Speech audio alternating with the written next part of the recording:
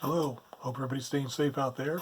In today's video lesson about graphic storytelling, that is telling stories in comic book form, we're going to talk about using your characters and exaggerating them and using your characters as actors.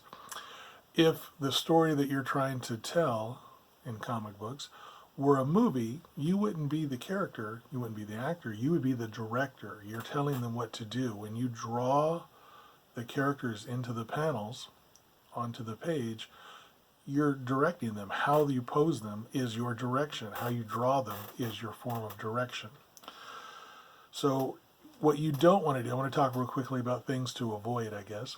What you don't want to do is tell us the story, show us the story. Don't have a character walk into the room and say, I'm angry. That's telling us what's going on. Show us what's going on. Show us with the acting of the character, so to speak, how they hold themselves. How do you know this character is angry? You can use dialogue of the characters to explain why they're angry, to announce why they're angry. If the person walks into the room and they're obviously very upset and angry and they say, you stole my lunch. Okay, now we know this character is angry. Now we understand a little bit more about why they're angry. But don't tell us the story. Don't tell us what's going on. Show us what's going on. Tell us why, perhaps. And we'll talk more and more about this in subsequent videos. Today's video will be relatively short on this subject compared to some of the ones coming up, which the subject will be presumably much lengthier and I'll have more examples. So what you do want to do is, by and large, is to use a form of exaggeration. And just in this case, as I define the word exaggerate, it means to stretch the truth, to put a little bit more to it. And again, we'll talk about that more at length in subsequent videos. But how do the characters convey their emotions, convey their feelings, their reactions? There's three different ways, and it can be one or some combination thereof. The first one is body language. And just that the phrase body language means that we can understand, we can communicate by looking at the character's posture, how they hold themselves, what they're doing with their body.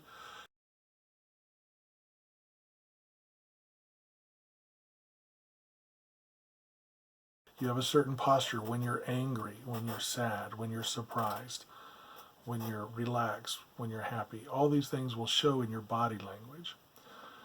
And in comic books, you kind of have to exaggerate it a little bit. More so in cartoons, even more so, they're even more exaggerated, typically speaking. So you have your body language, and then you have facial expression. Quite a bit of communication between humans is done through facial expression. We listen to the words that you're saying with our ear, but at the same time, we're trying to take in what you're showing with your face and have that register with us to add to and compound what we're hearing.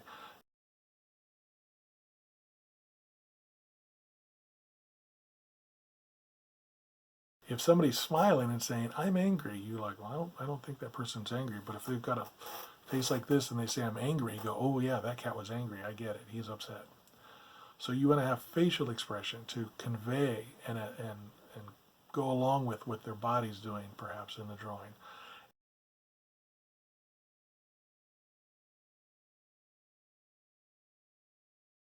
And then a third section, or a third type, which a lot of people tend to forget, I think, sometimes, is hand gestures.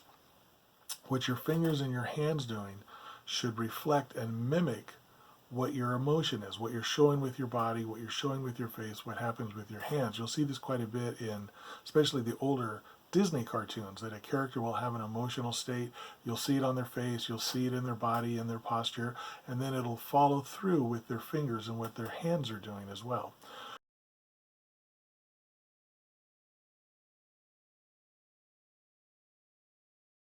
So between your body language, facial expression, hand gestures, and then combine that perhaps with dialogue, what they're saying and how they're saying it, people will say, yes, I understood that part of the story. I could really tell what was going on with that character or characters. So in comedy, you can actually kind of break the rules a little bit more, I guess, because you can have characters that are kind of schlumpy, that don't have a lot of action going on. They can actually stand very still and be very nonchalant and seemingly relaxed and seemingly almost having no body language to speak of except for being there, and then have the comedy come through in their dialogue, in the punchline, in what they say as a reaction. So that is kind of an exception to the general rule, let's say. So in action and suspense and things that are happening in a comic book, you want to pass the story, whatever the story is. A lot of times it's going to happen through the characters and how they're feeling, how they're reacting, what are they doing, how are they doing it, and so forth, not just what's being said.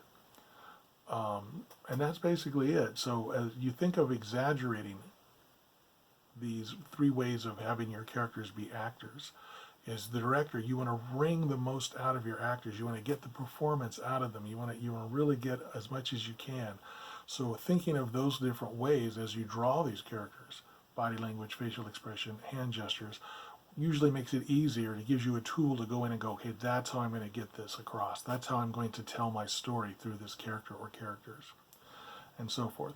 So that's it. Again, the upcoming videos are going to be a little bit lengthier. This one's a little bit on the shorter side today, but the other subjects coming up won't be. I hope everybody's staying safe out there. I hope everybody's okay, and I'll see you soon.